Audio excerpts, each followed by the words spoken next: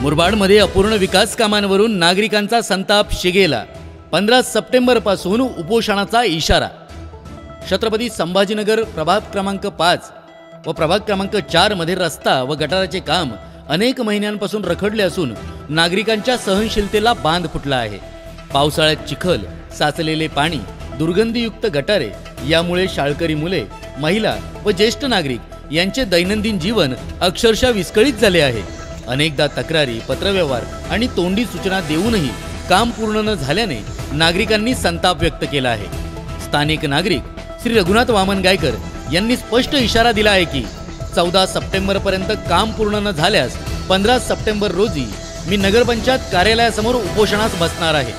गायकर यांनी दिलेला लेखी अर्ज मुख्याधिकारी माननीय श्री मनोजजी म्हसे यांना सादर करण्यात आला असून यानंतर नगरपंचायत प्रशासनाच्या हालचालींवर सर्वांचेच लक्ष केंद्रित झाले आहे। आता मुरबाडकरांसमोर मोठा प्रश्न आहे, नगरपंचायत शेवटच्या क्षणी जागी होईल का की नागरिकांना उपोषणाच्या मार्गावर जावे लागेल। वृत्तसंकलन शिवगर्जना न्यूज, मुरबाड।